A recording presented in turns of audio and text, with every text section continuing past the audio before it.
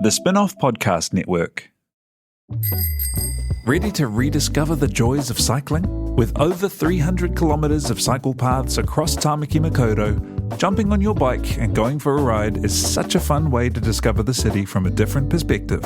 Cycling is getting more and more popular across Auckland, so now's a great time to join the hype and give cycling a go. Head to at.govt/cycling to find your nearest cycleway today. The Fold is brought to you by O-Media, making brands unmissable and public spaces better across Aotearoa.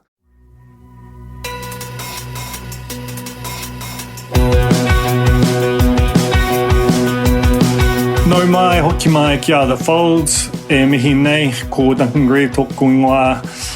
My guest this week is Janet Wilson, who I've known for about 10 years. The pair of us used to do a segment on the media on First Line, which was 3's now defunct sort of morning show that tried to go up against breakfast, which was always a fool's errand. I always got on well with her and liked the sort of different perspectives we had. And I remember a year ago when she took on the role of press secretary for initially Todd Muller as national leader and then very quickly, as you'll recall, for Judith Collins, thinking that it would be interesting to chat with her at some stage about that, because it is the role of press secretary for a leader, particularly for an opposition leader, is one of those political jobs that's fascinating and very difficult. I actually approached her maybe 2-3 months ago when, in the aftermath of a sort of a bout of bloodletting within the National Party, where Todd Muller was cast aside and Nick Smith cast aside for disloyalty, Janet wrote a column for Stuff that basically talked about the chaos within National and how much of it seemed a sort of determined desire to ignore the lessons of the disastrous 2020 election campaign. And I actually approached her then to say, would you come on The Fold and chat about your experiences? And she thought about it for a little while and she declined. She'd said all she wanted to say. And then on Saturday morning, I got a text from her saying, effectively, it's time. Over the past few weeks, you've seen Judith Collins have a real bust-up with Indira Stewart on breakfast, and then launch a quite extraordinary attack on Dr. Susie Wiles on a Zoom conference call on Friday, which Toby Manhide, the Spin-Off's editor, sort of wrote one of the most coruscating opinion pieces you're ever likely to read. I think in the aftermath of that, a lot of National Party people sort of felt like something had to be done, that what was happening within the party was so extraordinary and so damaging that it had gone beyond the sort of normal cyclical issues and started to become kind of existentially threatening.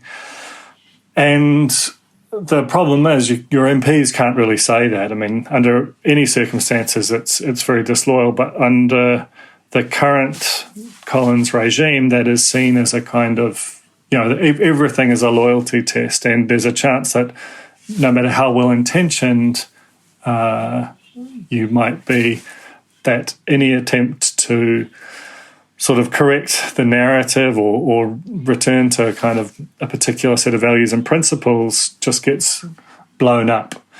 So therefore, it has to be the party's proxies, and Janet Wilson is certainly that. As she points out, she's been involved with the party for over 10 years, has helped John Key with debate prep.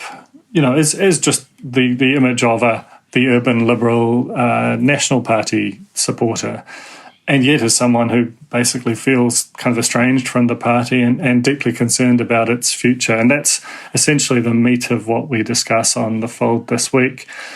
It's a pretty juicy one. So yeah, let's just get into it. This is Janet Wilson on The Fold. Morena, Janet, and welcome to The Fold. Thank you. Lovely to be here. So good to have you. And there's a whole bunch of things we could talk to you about, but I think the most pertinent is your knowledge of the role of the Chief Press Secretary, specifically for the National Party. I wonder if you could start by telling me what that job entails. So I think a lot of us who are sort of hopelessly addicted to politics hear a lot about it, but don't necessarily know what it really involves. Right. Well, a colleague that I worked with described the role as like being on Omaha Beach. And in many ways, that is exactly what it is like. You are the absolute interface between the party and the media, and that means the gallery, the parliamentary press gallery. So it's your job. The job of the National Press Sec is to really get to know all of those journalists, to be there and to be responsive to what they're wanting and needing, and also to get out the National Party's own messaging and messages on the day and present the party as well as you can. I mean, people have a lot of opinions about the press gallery, especially now post the 1 p.m. briefings, having a lot more visibility of the various kind of characters involved. Do you feel like, and some of them have been quite critical of them, to my mind unfairly. What's your sort of sense of them as a group, and how did you find them during your time in that role? I found all of them unerringly polite, under enormous lot of pressure in a personal sense, all of them in their own ways. I think the analytics thing has really changed their jobs within that gallery immeasurably in the last 15 to 20 years. So, suddenly their stories are being analysed on a minute-by-minute basis online. And therefore, you talked about the 1 p.m. presser. I think the criticism of them at that 1 p.m. presser is completely unfounded. Absolutely unfounded. I think a lot of people don't understand what the role of a journalist is. And, you're asking dumb questions. Well, sometimes they're paid to ask dumb questions so they can get the soundbite. Sometimes they're paid to ask questions which are reasonably self-evident, but they need the quote in some way. So I don't accept that at all. I think they all work incredibly hard. So, that's kind of you to say about them, and particularly given that you went through some things with them. I mean, you led or were the press secretary for National through one of the most turbulent and chaotic periods, particularly for a party that for at least a decade prior had been the model of, the sort of the natural party of government, had been a model of discipline and stability and so on. You knew going into it that it was going to be pretty chaotic, but then I think it outdid your expectations. Just, do you want to sort of tell me about why you took the role and what you sort of found initially under Muller, but then, under Judith Collins as well? Right. I often described, I went in on contract for a start. So it was for a fixed term, and it was meant to be, I think, for 3.5 months until the election, which at that stage was at the end of September. It turned out to be 4.5 months at the end because, of course, the election was continued. I have described it to friends and family as a suicide mission. I knew going in exactly what it was going to be, and thus it proved. I can remember at one stage reading the great war poets Siegfried Sassoon and Wilfred Owen, because it seemed to me that their dystopian world reflected my own in some strange way. And I got strange comfort out of that in the midst of all of that madness. So I knew what I was getting myself in for. I didn't realise quite how much it was going to be a roller coaster ride. I don't think anyone could have estimated what that was going to be like. So you initially came on board because under Todd Muller, and then quite abruptly there was he resigned and there was a new leader. Did you what were your sort of impressions of Judith Collins prior to that, and were you always sort of committed to sort of staying on in the aftermath, yes, or was it something you weighed up? No, I was asked specifically would I stay on if Judith became leader? And I said yes, because I saw that I had a job to do, and that was the deal. That I was there on contract, that and we'd become, our little raggle-taggle gypsy-o team had become a band of brothers because of what we'd already been through before Judith came on board. So I felt a sense of obligation and duty to the party and also to those I was working with. When you got in there and started working with Judith, firstly, what were your sort of expectations of her as a leader, and then what were your impressions of her during that incredibly difficult campaign? There was a sense within the party at that stage that she was going to be a very calming influence after what had been a time of great churn, shall we say. That at least she had, they described it as the nuclear option. So she was a very calming influence at first and really just took her time to, agreed to keep everyone on. There was no time for her to start building her own teams. As she says, she was given the ultimate hospital pass in the run-up to that election. And I think that's a very fair comment to be making. It was after the leadership had started, and about 2 or 3 weeks after that, that we started to get a taste of what her leadership really looked like. There is one sort of moment in the campaign that was etched in my mind, and I think probably sticks out for a few people, which was that sort of infamous walk down Ponsonby Road. What do you want to just describe that day? And why it all went so wrong? Yeah, I was there that day. I shared duties with another of the press team, and I was there that day. And it was one of those moments that you knew was going to go completely pear-shaped. How did it come about? This was a set piece, but Ponsonby an odd location, and it was staged in a way that everyone who saw it kind of knew it was staged. Yeah. Did you sort of advocate against it, or is that not really the role? Is it more? That wasn't my role, and I wasn't aware, apart from the day before, exactly what was going to happen. And in fact, it didn't happen the way I thought it was going to happen either. That there were going to be people who would go and meet her, but not people who were lined up like soldiers down Ponsonby Road. It was, well, in the pantheon of bad, which the 4.5 months was, that wasn't the pinnacle of bad. There was other moments that were equally as bad, if you know what I mean. Yeah. Well, why do you think it went so bad? Why do you think that there's so many, or at least a number of moments that sort of had that element to them? Obviously, very formidable opponent, really difficult time, etc. But still, there felt like there were sort of judgment and issues within there. Yeah, you can't discount the red tide in the midst of all of this. You can't discount that there was an enormous sense in September, October that Jacinda had managed to keep everyone safe.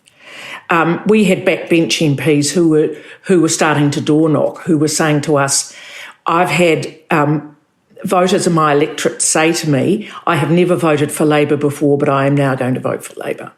So we knew that there was this red tide. What we didn't know was that we were going to change midstream, we were going to change our campaign, which was squarely Judith's decision. Do you want to talk that through and what your sort of perspective on that and the extent to which you and the party could input on that versus this was just, a captain's call? Yeah, it was very much a captain's call. And that was about 3 weeks after Judith took over the leadership. She decided that she didn't like the campaign, that she wanted to throw everything out. And over the course of a weekend, the team came up with new slogans and new ideas. And then Judith decided to start doing things on her own. Things like going into churches and praying, which was never on anyone's schedule or scheme. I had media ring me and say, "Did you know?" And I had to be really honest and say, "No, I had no idea." So subsequent to then, the result was what it was. And, there was a red tide, and it was really a matter of how far it would come in. Yes. In the aftermath of it, did you consider staying on? What was your relationship like with Judith at that time? My relationship was fine. I helped her with debate training. I sat in the back of the Crown car, etc., etc. But my contract was up, and I was very much of the view. I was physically exhausted. I was pretty mentally exhausted. And I felt that my job had been done. So I left the day after the election, which was as per my contract. Have you spoken since? No. That feels telling on some level. I'll leave that there for you. So at that point, you go from being a core part of the team to being an interested observer. I mean, you're.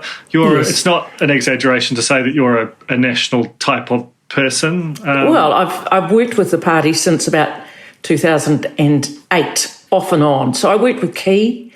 I did a lot of debate training with Key. I did a lot of media training with Key.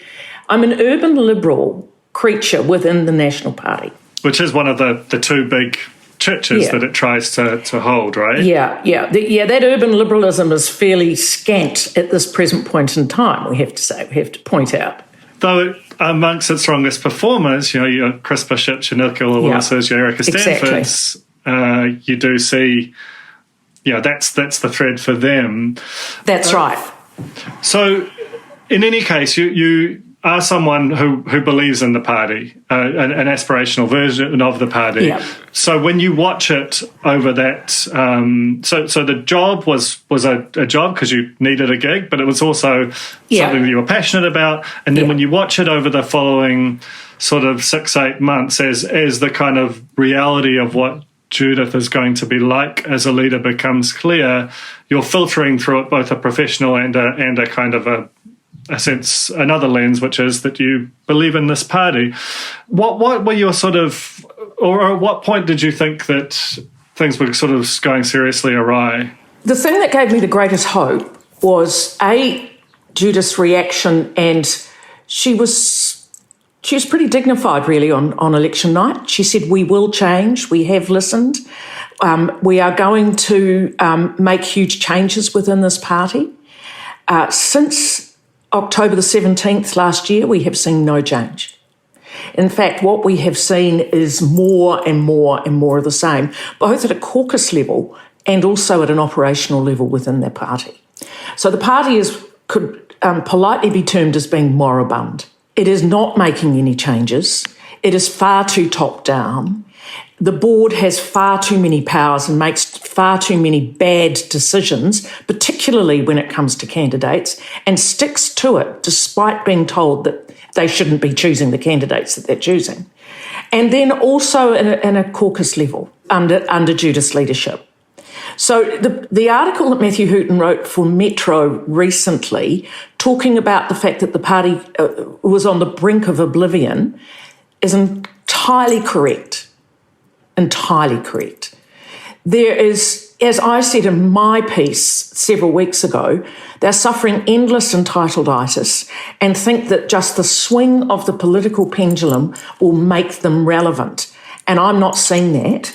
I'm seeing a huge shift to ACT. I'm seeing the rise of David Seymour. I'm seeing the rise of the ACT party as well as the diminishment of the National Party at this present point in time.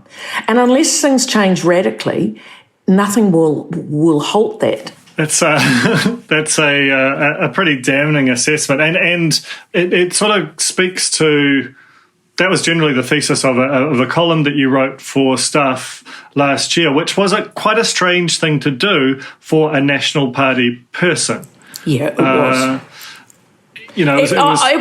It was out of total frustration. Yeah, tell me about where that came from. I mean, the thesis, if I was to characterise it, was basically that the National Party under Collins had learned no lessons from the previous election, was whenever there were people who, in the way that is natural within parties, disagreed on things. If that disagreement was discovered, they were cast out from the party, and that it was increasingly becoming not quite a personality cult, but certainly a quite authoritarian party where people were not following the leader because they believed in them, but because the leader was sort of employing kind of loyalty tests on them, and if they failed, they knew what would happen. And here's the irony: she demands complete loyalty and focus from her caucus, which is what any leader should do, and then she herself personally doesn't display that same focus on what the real issues are. And that's part of the problem of her leadership, I believe, that she is consumed. And as I said in the piece, she prizes loyalty above all else, but then her ugly stepsister paranoia steps in, and she has these almost paranoid storms. I think Friday's speech to the National Samoan group on Susie Wiles was completely unacceptable in a National Party leader.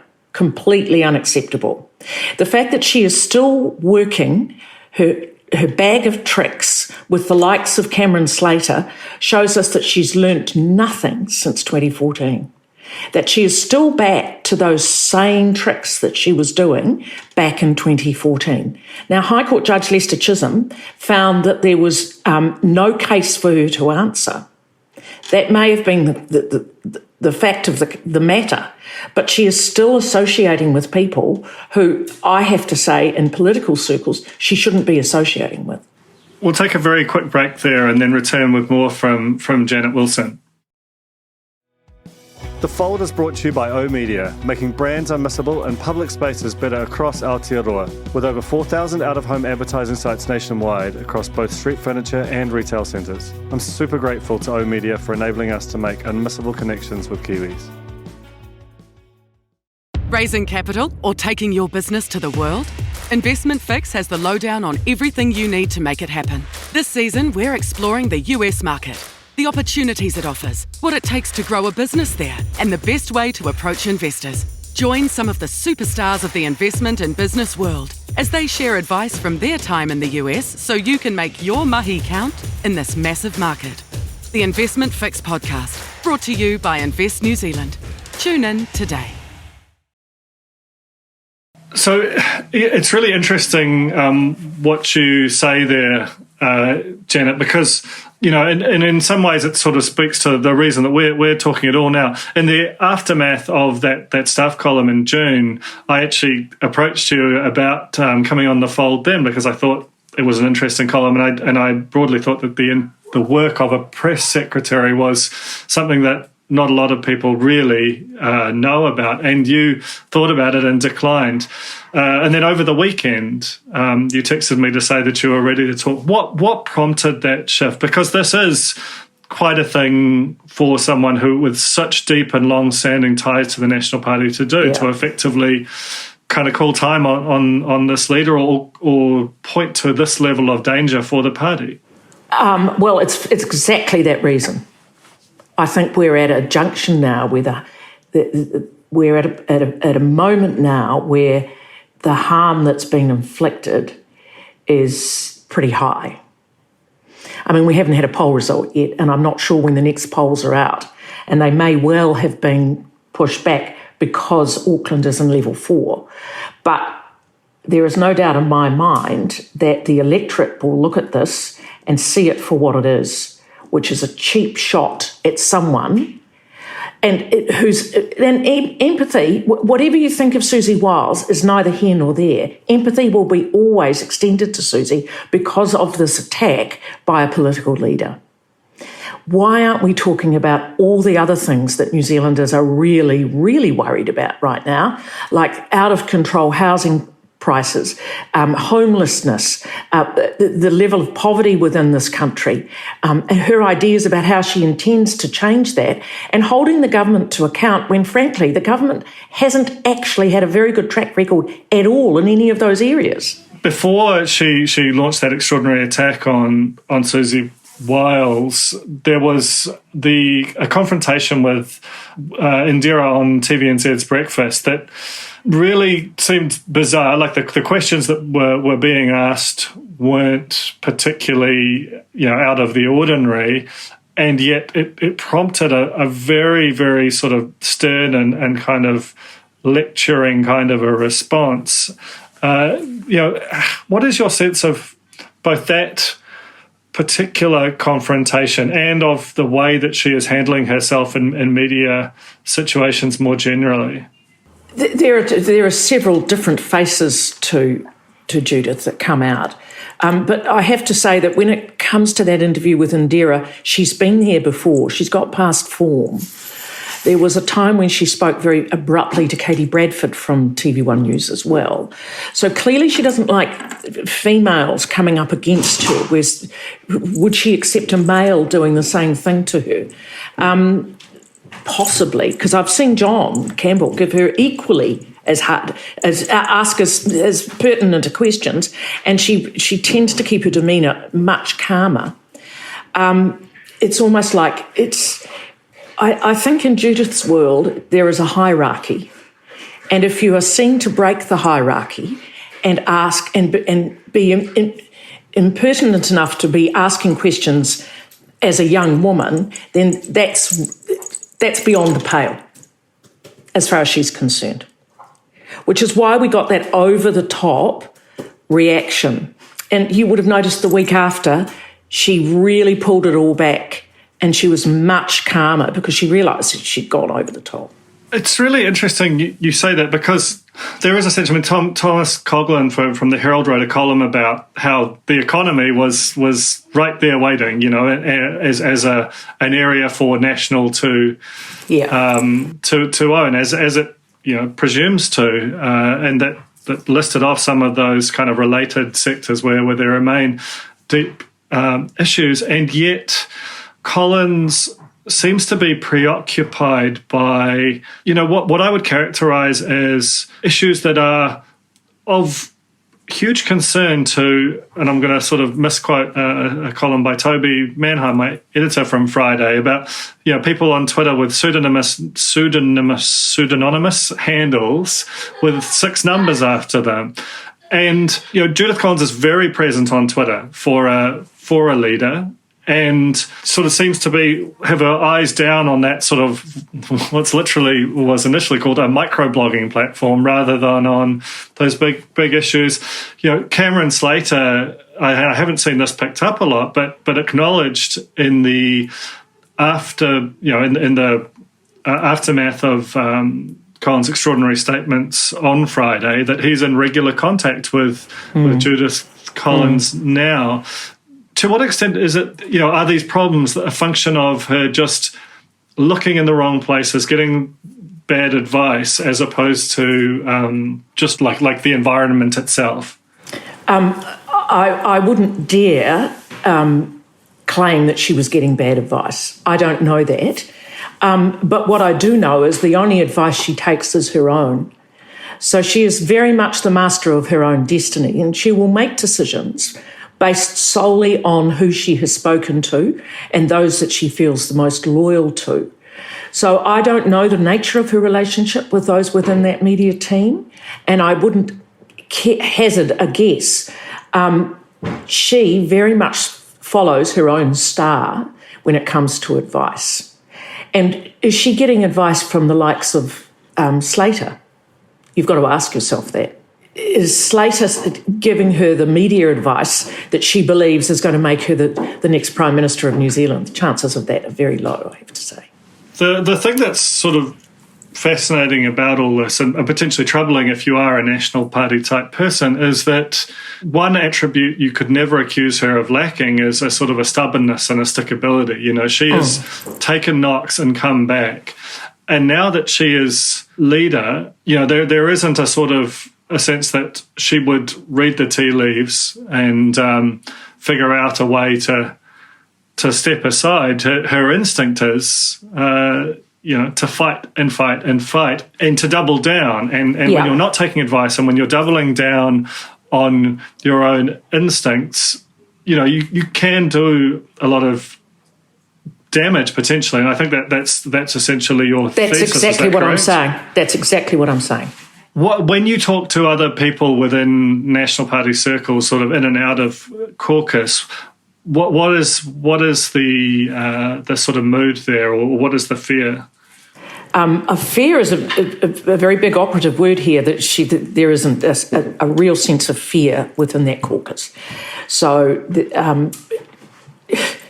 Judith has demanded total loyalty, and that means she stopped the leaks. Well, if she stopped the leaks to a certain degree, but then she decides that she's going to go onto Twitter and start saying things about certain people. How can that be? I mean, that's been a hypocrite of the highest order, is it not? The very thing that she accused Ms. Wiles of, she is herself. She should be taken off Twitter.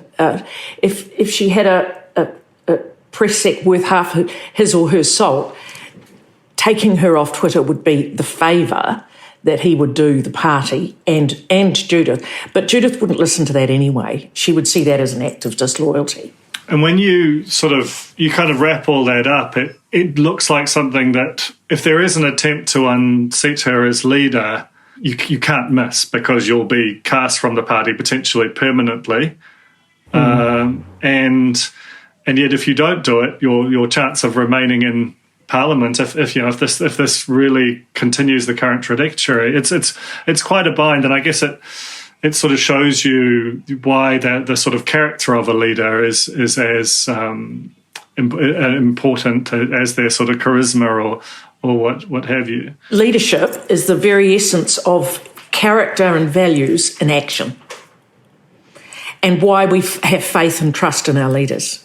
There's something which you would know much more than me, which I've been sort of told by those who are closer to the likes of polling, which is that Collins polls reasonably well amongst men, but terribly amongst women, which is sort of, on some level, you might, she's a woman herself, and has spoken, at times eloquently about how hard it is being a woman in sort of senior positions. In fact, when I interviewed her last year, I thought she was quite compelling on that front. Is that a correct characterisation, and what do you think drives that? The men who like her are the ones who what I call she's hanging on to the old haunch of the party. But it's a haunch which is fast disappearing, because within that board at the moment, there is not one farmer representative on that board. Now, we were the party of farmers and urban liberals back in the day, and now, where are they? Nowhere to be seen. And I think that was an interesting development in that last election, where I believe a lot of the rural community started looking at Labor with very fresh eyes, and started saying, well, maybe we will vote for them. Or if we're not going to vote for Labor, maybe I'll vote for ACT. To what extent is ACT the real threat here? On some level it seems mad that this is a party that a year ago had a single MP who was kind of most nationally famous for twerking on a dance show, and yet suddenly they feel like plausibly an existential threat to National if there isn't a major change gone through. What is it? And they seem to have a media strategy and a discipline and all of those, and a focus that doesn't exist in National. To what extent is that the driver of those two differing trajectories? I don't. It shouldn't be at all, right? It shouldn't be. Internal discipline is where it's all at. The enemy is within the National Party, and without serious examination of who they are, what they stand for, and what they see, where they want New Zealand to be seen to be going, they are going to become irrelevant. It's really simple stuff. The enemy is within; it's not outside. ACT is merely just capitalising on what's happening within the Nats at the moment, and their complete lack of discipline on all levels. So how does this end? Collins better than probably anyone listening to this, and it feels like both like it can't go on, but that also that nothing will sort of solve it. What's your sort of prognosis for the current situation? It will all come down to the appetite that the caucus has for where they sit in the polls. And I think the poll numbers will be the thing that will drive the change probably eventually. The caucus knew when they voted Judith in that they described it as they pulled the nuclear option. So to get rid of the nuclear option is going to take an equal and opposite force in its own way, and that would have to be a vote within caucus. Does the fact that caucus can't sort of physically assemble make that more difficult still? Yeah. And also the optics of being endlessly consumed with yourself at a time when, you know, your largest city, a third of your country, is in level 4 lockdown. The optics of that are very, very bad indeed. What do you think that it, based on your knowledge of them and the seriousness of the situation as you diagnose it, that the timeline should be in the sort of weeks or months, or can they somehow sort of limp to the next election and get through? I wouldn't like to hazard a guess. I know that Labor is talking about the numbers being done, and if Labor is talking about the numbers being done, the numbers must be being done somewhere. I'm outside the fray now. I don't know the answer to that question. As an outsider, it will be interesting to me to see when they decide to jump. That was The Fold, brought to you by our partners at oOh!media, making brands unmissable and public spaces better across Aotearoa. Huge thanks to oOh!media for sponsoring this episode of The Fold and enabling us to make unmissable connections with Kiwis.